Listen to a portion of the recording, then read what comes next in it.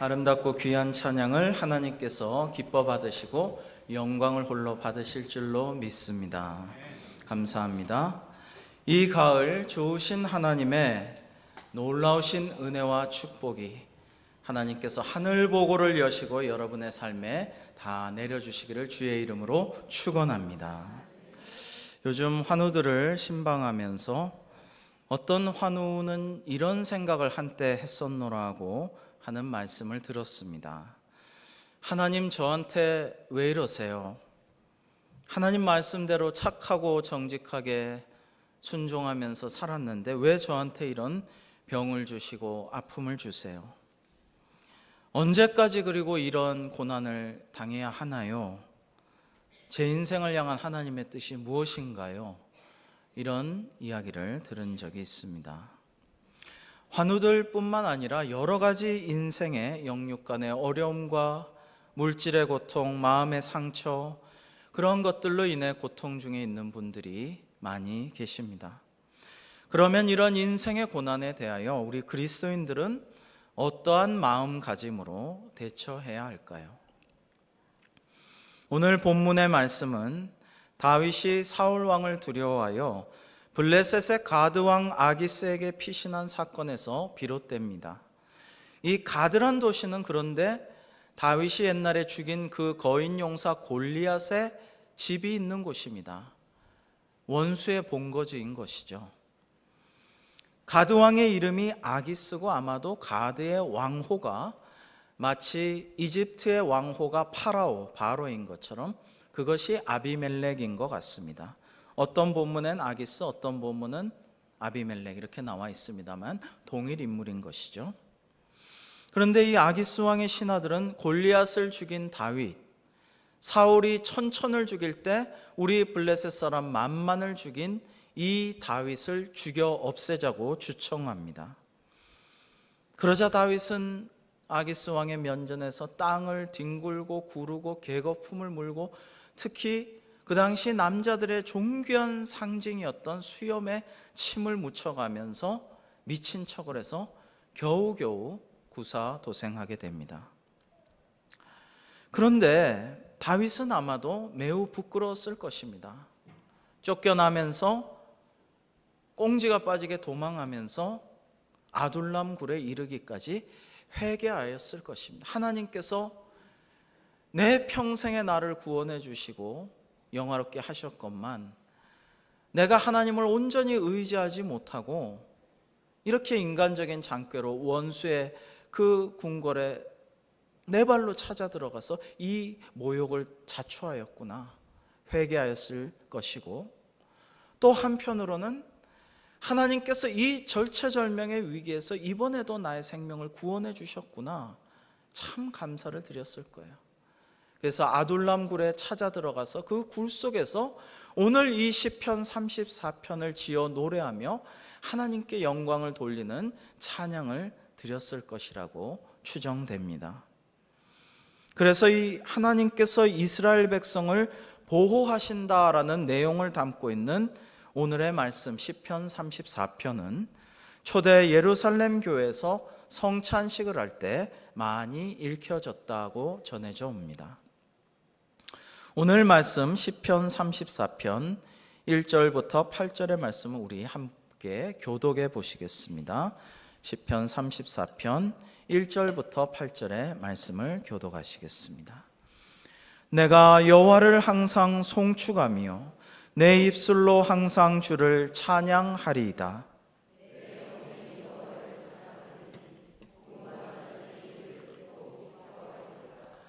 나와 함께 여호와를 광대하시다 하며 함께 그의 이름을 높이세.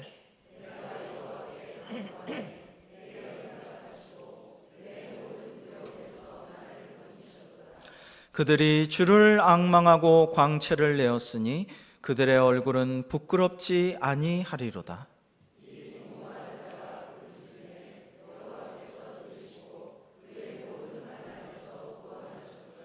여호와의 천사가 주를 경외하는 자를 둘러 진치고 그들을 건지시는도다.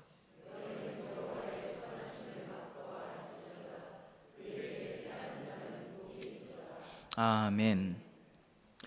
여러분, 오늘 시편의 말씀에서 다윗은 1절에서 하나님을 항상 찬송하며 2절에서는 공고한 중에도 찬송하며 3절에서는 함께 하나님을 찬송하세, 이렇게 항상 공고할 때에도, 그리고 다 함께 주의 영광을 높이며 하나님의 이름을 찬송하세, 이렇게 권면하고 있습니다.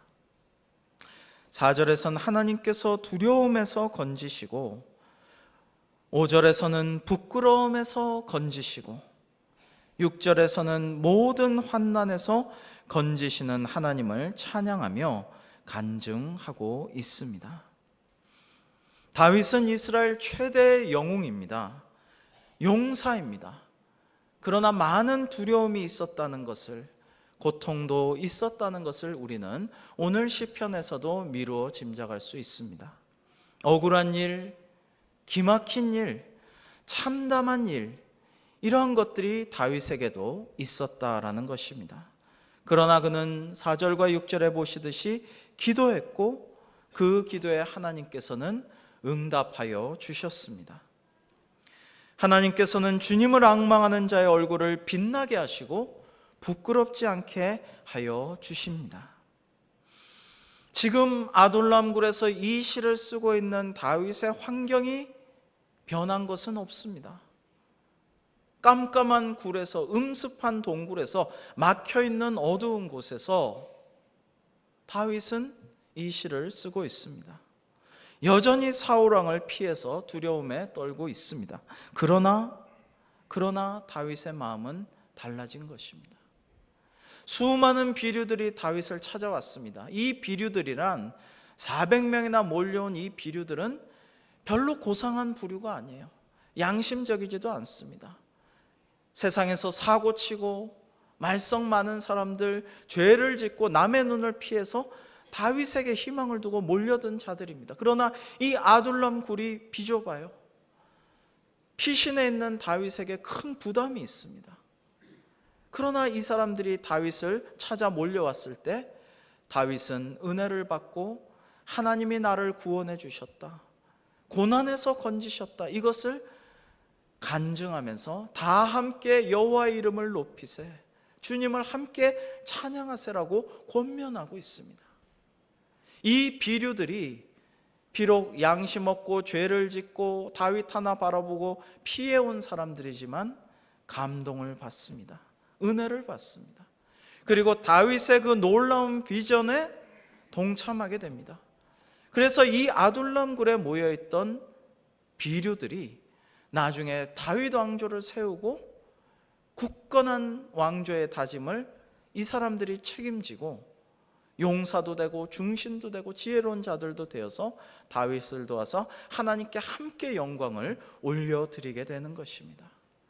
여기에 하나님께서 다윗에게 주신 고난의 뜻, 또 수많은 비류들에게 고난을 허락하신 하나님의 한 이유가 있는 것입니다. 사실은 이 땅에서 의인에게 오히려 고난이 더 많습니다. 하지만 그 고난을 하나님께서 주신 은혜와 우리의 간절한 믿음의 기도를 응답하시는 주님의 역사로 이겨낸 사람들은 참으로 세상이 알 수 없는 하나님의 놀라운 평안, 세상이 결코 줄 수 없는 하나님의 완전하신 샬롬과 구원을 얻게 될 줄로 믿습니다. 그러한 사람들이야말로 진정한 리더로 사람들을 옳은 대로 이끌고 상처 입은 치유자로서 자신의 겪은 고난으로 인하여 오히려 성숙하여 많은 사람들을 위로하고 치유하고 회복시키는 축복의 통로가 되게 되는 것입니다. 여기에 하나님께서 우리에게 고난을 허락하시는 이유가 존재하는 것입니다. 고난에는 하나님의 뜻이 있습니다. 우리 인생에 고난이 없으면 사실 안 됩니다. 그 고난을 통해서 우리는 숙성하게 되고 성장하게 되고 주의 일을 감당할 수 있게 되는 것이기 때문입니다. 오늘 말씀 7절 8절에 하나님께서 이렇게 우리에게 말씀하셨습니다. 여호와의 천사가 주를 경외하는 자를 둘러 진치고 그들을 건지시는도다. 너희는 여호와의 선하심을 맛보아 알지어다. 그에게 피하는 자는 복이 있도다. 사랑하는 성도 여러분에게 여호와 하나님의 천사들이 둘러 진치시고 여러분이 언제 어디에 있든지 무엇을 하든지 여러분을 보호하여 주시고 복 내려 주시기를 주님의 이름으로 축복합니다. 하나님께서 우리를 고난에서 건지십니다. 물론 우리 그리스도인에게도 대적이 쳐들어옵니다. 원수가 없습니까? 우리에게 원수가 있습니다. 원수의 핍박이 있습니다. 때로는 사망 권세, 그 죽음의 위협에서 우리는 신음하기도 합니다. 그러나 하나님께서 우리를 고난에서 건져내시고 죽음에서 구원하여 일으키심을 우리는 믿습니다. 올봄에 전도 양양하던 젊은 여학생이 큰 사고를 당한 것을 보았습니다. 전에 섬기던 교회 노 권사님의 아주 훌륭한 은퇴 권사님의 손녀인데요. 미국 유학 가서 오바마 대통령상도 받고 또 장래가 아주 촉망되어서 미국의 명문대에 진학을 하였는데 졸업 후에 조국을 위해서 좀 더 헌신하고 싶다라고 하여서 일부러 연세대학교에 박사과정으로 들어가서 거기서 연세춘출한 교내지 편집장도 하고 기대를 많이 받던 여학생이었습니다. 근데 이 여학생이 연대와 세브란스에서 그 신촌 내거리로 건너는 큰 길 횡단보도가 있죠. 그 횡단보도를 중간쯤 지나는데 졸음운전을 하던 관광버스 운전사가 전속력으로 달려서 이 여학생을 횡단보도 중간에서 탁 치었어요. 10수 미터를 붕 떨어져서 머리부터 떨어졌습니다. 급히 세브란스로 후송했지만 의사들이 어떻게 손을 댈 수가 없어요. 의식이 전혀 없어요. 그리고 머리부터 다쳤는데 머리부터 떨어졌는데 이 머리를 어떻게 처치를 해야 될지 알 수가 없어요. 하도 답답해서 냉장 보관을 하고 의사들이 회의를 합니다. 이걸 어떻게 해야 되냐? 도대체 어떻게 구해야 되나? 답이 나오질 않아요. 그런 상황에서 온 교회가 합심하여 기도합니다.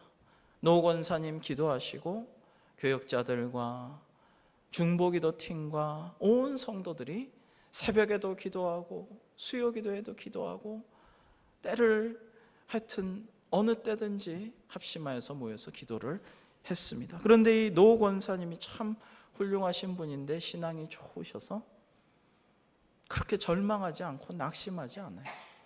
하나님이 구원해 주실 것입니다. 치유해 주실 줄로 믿습니다 하면서 의연하게 기도에 힘쓰는 것을 보고 참 은혜가 되었습니다. 그런데 뇌 손상과 머리 부분에 큰 문제가 없이 한 21일 만에 눈을 탁 뜨더니 그 다음부터 점차 회복이 되더니 머리 뇌 수술을 안 해도 될 만큼 완전히 회복이 되었습니다. 떨어지면서 팔만 수술을 하고 머리를 째지도 않고 수술도 안 했어요. 회복이 되었어요. 의사들은 뭐 어떻게 치료했는지 어떻게 살아난지 몰라요. 그러나 전능하신 하나님께서 기도를 들으시고 응답하여 주시고 구원해 주신 줄로 믿습니다. 할렐루야. 하나님께서 능치 못한 일이 없으십니다. 그리고 우리가 부르짖을 때 외면치 아니하시고 구원을 베푸십니다. 의인이 부르짖음에 여호와께서 들으시고 그들의 모든 환난에서 건지셨도다. 여호와는 마음이 상한 자를 가까이 하시고 충심으로 통회하는 자를 구원하시는도다. 의인은 고난이 많으나 여호와께서 그의 모든 고난에서 건지시는도다. 그의 모든 뼈를 보호하시며 그 중에서 하나도 꺾이지 아니하도다. 아멘. 여러분, 이 죄 많은 세상에서, 이 혼탁한 세상에서 누가 의인입니까? 우리는 다 죄인이지만 하나님을 믿고 의지하고 주님의 구원을 바라고 간절히 기도할 때 혹시 지은 죄가 있고 잘못이 있으면 통회 자복하고 하나님의 사하심을 받고 다시 주님 앞에 나아가 기도할 때 우리를 의인으로 인정하여 주시는 줄로 믿습니다. 그리고 우리의 기도에 응답하여 주실 줄도 또한 믿습니다. 요즘 우리 환우들을 신방하고 있는데 여호와라파 치료의 하나님께서 우리 사랑하는 성도님들, 환우님들을 반드시 치유하시고 회복시켜서 건강하게 해주시기를 주님의 이름으로 축복합니다. 지난 주간에는 97세 되신 노 성도님을 신방하였는데요, 실은 지지난주 토요일 날 너무 위독하시다는 그런 말씀을 듣고 제가 토요일이지만 당장 찾아뵙겠습니다 했는데, 따님 권사님이 믿음이 좋으셔서 지금 모시기는 너무 송구한 상황이니 다음 주에 오십시오 라고 해서 주일 지나고 바로 찾아가 뵈었습니다. 정황상 임종 예배를 준비를 하고 갔습니다. 그런데 방문을 열고 들어갔는데 깜짝 놀랐어요. 우리 신방대원들이 다 깜짝 놀랐습니다. 침상에 당당하게 의연하게 떡하니 앉아 계신 거예요. 그래서 아니, 환자가 위독하신 분이 어떻게 이렇게 앉아 계십니까 했더니, 이제 목사님 오셔서 예배 드리는데 앉아 있어야죠. 떡 앉아 계시는 거예요. 허리를 쭉 펴고 말씀을 읽으려는데 따님 권사님은 요 옆에 꿇어 앉아서 성경을 읽으시는데 자꾸 나도 좀 보자, 나도 좀 읽자 이런데, 따님이 아버님 그냥 말씀 들으세요 이러는데 나도 좀 봤으면 이러시는 거예요.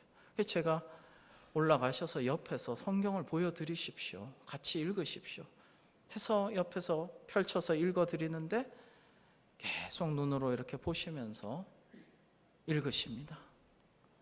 찬송을 부르는데 너무 잘하시고, 설교하시는데 아멘 아멘 작은 목소리로나마 하시고, 얼마나 은혜가 되는지 모르겠습니다. 저희 신방대원들이 큰 감동을 받았습니다. 신실하신 하나님께서 평생 하나님을 의지하고 믿고 기도한 그 노 성도님의 기도를 들으신 줄로 믿습니다. 또한 그 믿음이 좋은 따님 권사님의 간절한 기도에 응답하여 주신 줄로 믿습니다. 예배 내내 앉아서 적지 않은 시간 잘 드리고 악수하고 함께 웃으며 인사하고 나왔는데요, 참 기쁨이 넘치고 은혜가 충만하였습니다. 사랑하는 성도 여러분, 우리 그리스도인들에게도 예외 없이 고난은 닥칩니다. 그리고 우리에게 언젠가는 우리가 예기치 못한 때 죽음도 찾아올 것입니다. 그러나 1922년생이신 97세 노 성도님께서는 생각해 보십시오. 그간 얼마나 많은 환난을 겪으셨겠습니까? 우리 한국 사회 가장 다이내믹하고, 아니 인류 역사의 가장 파란만장한 20세기와 21세기를 거쳐오면서 얼마나 많은 일들을 겪고 보고 고난을 당하셨겠습니까? 그러나 100세를 바라보는 이때까지 위급한 순간을 좀 전에 막 넘기신 후에도 하나님을 경배하며 바른 자세로 하나님께 영광 돌리기 위해서 예배에 앉아서 임하시는 그 모습, 하나님께서 얼마나 기뻐하시고 영광을 받으셨겠습니까? 100년 가까운 평생을 기도하면서 또 안수받고 직분을 충성되게 감당하면서 우리 주님과 동행하셨으리라 생각하니까 참 제가 감동이 되었습니다. 그래서 그날 위독하시다고 하여 다른 말씀을 준비해 갔습니다마는 시편 23편을 설교하였습니다. 내 평생의 선하심과 인자하심이 반드시 나를 따르리니 내가 여호와의 집에 영원히 살리로다. 아멘. 우리에게 궁극적으로 중요한 믿음의 고백은 다윗과 같은 이러한 믿음의 고백이 되어야 할 줄로 저는 생각합니다. 사랑하는 성도 여러분, 여호와의 천사가 여러분을 둘러 진치고 지켜주실 줄로 믿으시기 바랍니다. 우리가 선하신 하나님께 피하면 비록 고난은 찾아올지라도 그 안에 하나님께서 예비하신 섭리와 은혜가 임할 줄로 믿습니다. 욥기에서 의인 욥은 죄도 없이 자식과 재물과 건강을 잃고 큰 시험에 처합니다. 아내와 친구들조차 그를 손가락질합니다. 이처럼 왜 의인이 고난을 당하는가? 어째서 하나님은 의인의 고난을 허락하시는가? 반면에 이 땅에서 악인들은 왜 형통하게 잘 되고 번영하는가? 와 같은 문제를 신학적으로 신정론, 테오디시라고 합니다. 근데 이 신정론이라는 것은 우리 인류에게 참 풀지 못하는 문제가 아닐 수 없어요. 마침내 하나님은 욥에게 나타나셨지만 사탄이 왜 고난을, 시험을 이렇게 의인에게 줬는지를 잘 설명을 안 해주시고 하나님이 그것을 허락하신 이유도 분명히 말씀하시지 아니하십니다. 왜 인생에 참담하고 슬픈 일들이 다가오는지, 왜 의인이 고난을 당해야 하는지, 악인은 번영하는지 답해 주시지 않습니다. 오직 전지전능하신 하나님의 영광과 그와는 비교할 수 없는 미천한 연약한 인간의 이 차이, 이 놀라운 간격, 거기에 대해서 말씀하실 뿐이에요. 하나님이 눈앞에 현현하셨으므로 그 임재에 놀라서 그저 욥은 꿇어 엎드려서 자기의 입술을 하나면서 하나님의 영광을 높여드릴 따름입니다. 그게 욥기입니다. 물론 산수도 못한 아이에게 미적분을 설명할 수도, 젖먹이 아기에게 부모가 심오한 일을 설명해 줄 수도 없습니다. 하나님과 우리 사이의 간격은 그보다 더 크니까 하나님의 하신 일들, 그리고 우리 인간의 연약함과 어리석음, 이것이 대조될 따름입니다. 그리고 이 세상의 악과 불의와 부정은 우리가 한 번에 어떻게 사라지게 할 수가 없습니다. 세상의 악과 어둠은 어떤 면에서 우리 인간의 내면에서 비롯되기 때문에 그렇습니다. 판타지의 아버지인 톨킨의 유명한 소설 반지의 제왕에 이런 대목이 있죠. 악을 무찌르고 눌러 놓아도 한숨 돌리고 돌아보면 놈은 어김없이 다른 모습으로 나타나 다시 자라고 있다라고 말입니다.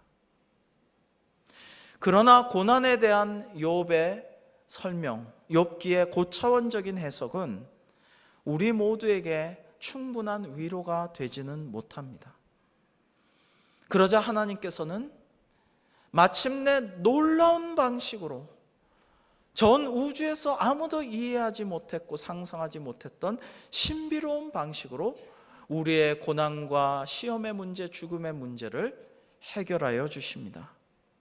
즉, 하나님께서 하늘 보좌에 앉아 계셨던 하나님 근본 본체이신 예수님께서, 아버지 하나님의 독생자이신 구주 예수님께서 이 땅으로 내려오셔서 우리의 모든 고난과 아픔 가운데 동참하신 것이죠. 함께 하시고 시험을 몸소 겪으시고 우리의 가장 큰 원수인 사망 권세에게, 그 죽음에게 자신을 내어드리기까지 하신 것이죠. 그리고 그를 믿는 자마다 구원을 주셔서 영원한 생명으로 인도하여 주신 것입니다. 놀라운 일이 아닐 수가 없습니다. 사랑하는 성도 여러분, 그러므로 지금도 우리에게 다가오는 고통과 악, 불의의 문제를 하나님께서 세상의 다른 종교의 모든 신들과 전혀 다른 방식으로 완벽하게 해결해 주신 하나님을 찬양하면서 승리하시기 바랍니다.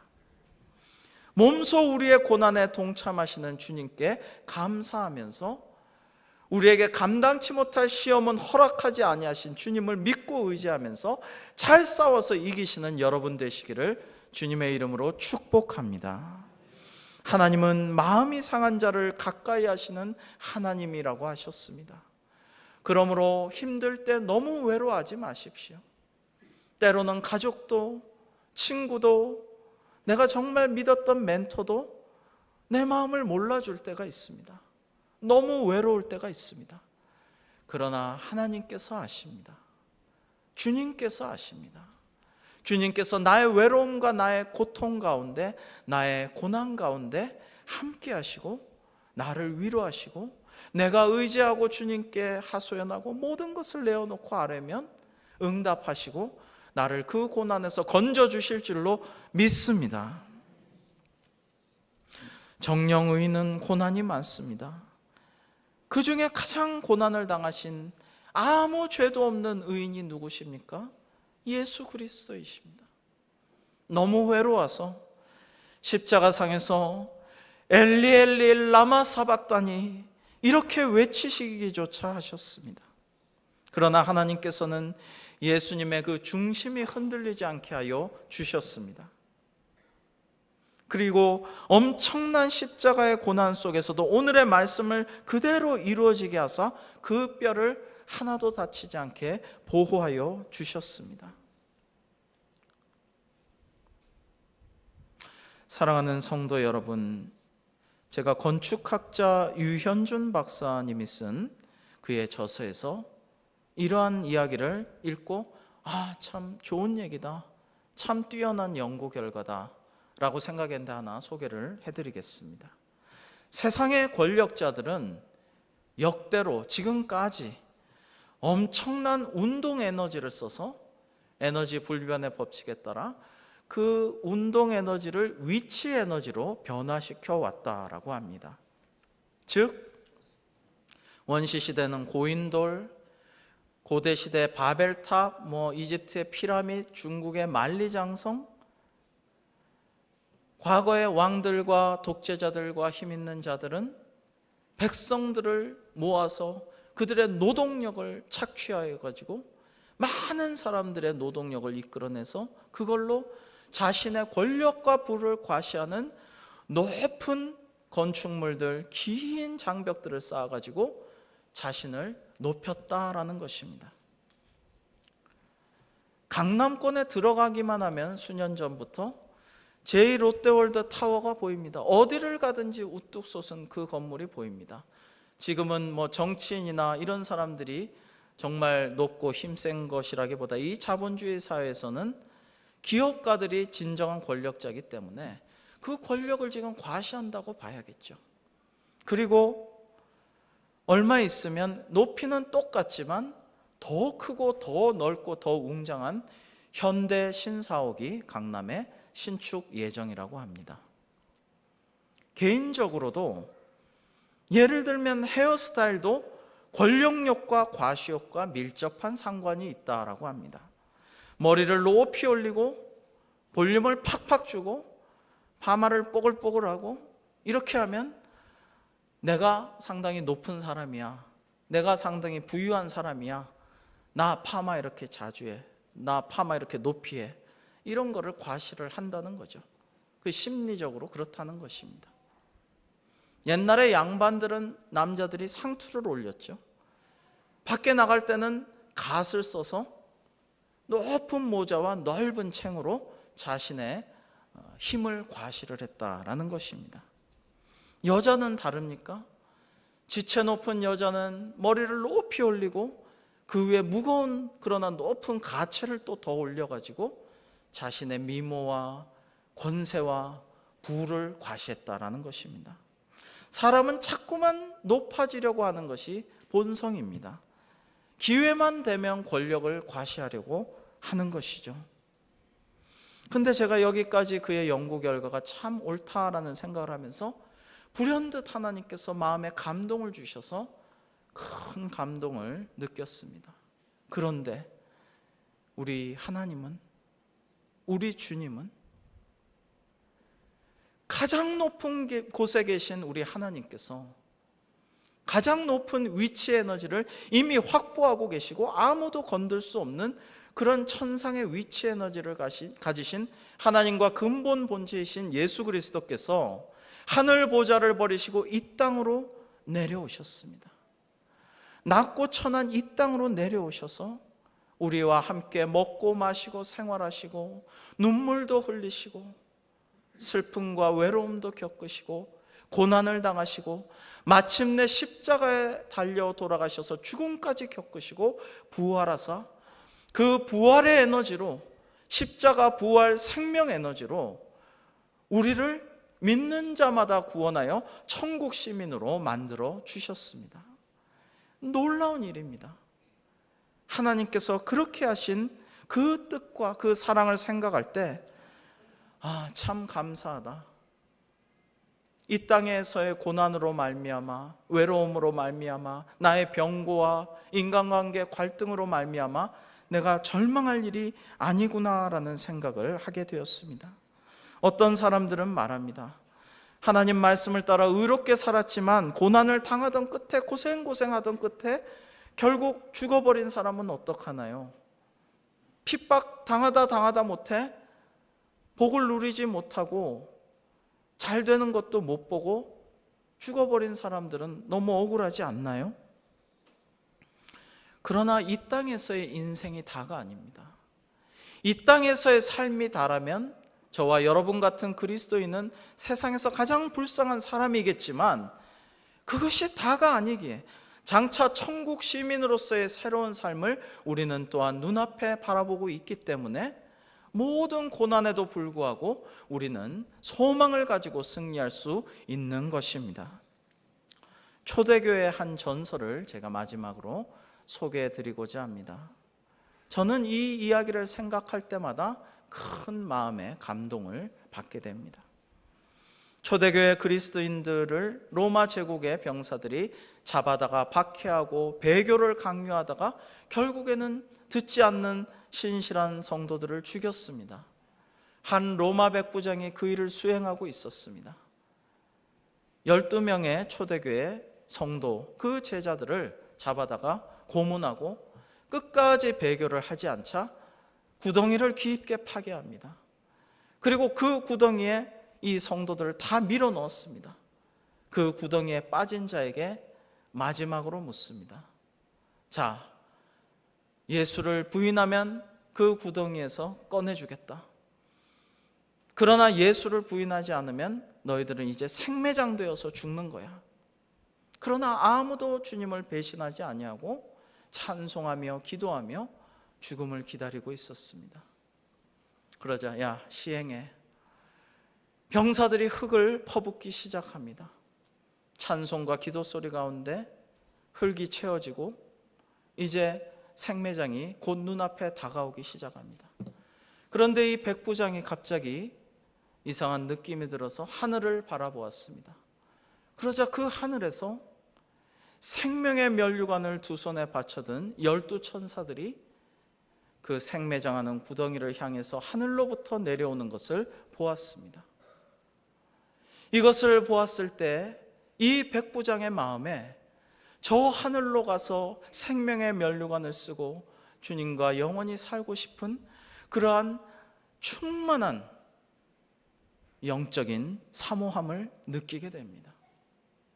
그런데 이 생매장 당하던 사람 중에 한 성도가 저요 난 죽기 싫어, 나를 제발 이제 꺼내주시오, 이렇게 외치는 것을 들었습니다. 로마 군병들이 밧줄을 내려다가 그 한 명의 제자를 끌어올렸습니다. 끌어올리고 있는 중에 백부장이 하늘을 바라보니 하늘에서 생명의 면류관을 가지고 내려오던 천사 한 명이 다시 하늘로 돌아가는 것을 보았습니다. 이 백부장이 마음이 황급해졌습니다. 자기가 생명의 면류관을 쓰고 하늘로 올라가고 싶은 마음이 가득했습니다.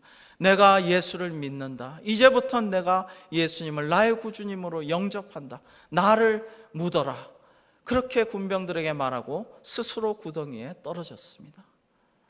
하늘로 되돌아가던 그 천사가 생명의 면류관을 받쳐들고 다시 그에게로 내려왔습니다. 그리고 그를 영접하여 그 영혼을 하늘로 올려갔다고 합니다. 사랑하는 성도 여러분, 우리가 지금 어려운 세상, 힘겨운 인생을 살아갈지라도 우리 고난에 위축되지 맙시다. 믿음으로 기도하며 잘 싸워 승리합시다. 결코 포기하지 말고 천국 소망을 가지고 잘 싸워서 이겨냅시다. 좋으신 하나님께서 고난 중에도 우리와 함께 계실 줄로 믿습니다. 선하신 하나님께서 그 모든 고난으로부터 우리를 건져내 주실 줄로 믿습니다. 구원의 하나님께서 우리에게 궁극적으로 생명의 면류관을 주시고 우리를 저 천국으로 인도하여 주실 줄로 믿습니다. 그러한 믿음으로 이 어려운 세상을 잘 싸워 승리하는 저와 여러분이 될 수 있기를 주님의 이름으로 축원합니다. 기도하시겠습니다. 아버지 하나님, 감사합니다. 이러므로 우리에게 구름같이 둘러싼 허다한 증인들이 있으니 모든 무거운 것과 얽매이기 쉬운 죄를 벗어버리고 인내로써 우리 앞에 당한 경주를 하며 믿음의 주요 또 온전하게 하신 이인 예수를 바라보자. 그는 그 앞에 있는 기쁨을 위하여 십자가를 참으사 부끄러움을 개의치 아니하시더니 하나님 보좌 우편에 앉으셨느니라. 너희가 피곤하여 낙심하지 않기 위하여 죄인들이 이같이 자기에게 거역한 일을 참으신 일을 생각하라. 오늘 주신 말씀을 기억하며 믿음으로 잘 싸워 승리하며 고난 중에도 함께 계시고 고난 가운데 우리를 건져내실 하나님을 찬송하는 우리 모두가 되게 하여 주옵소서. 예수님의 이름으로 기도하옵나이다. 아멘.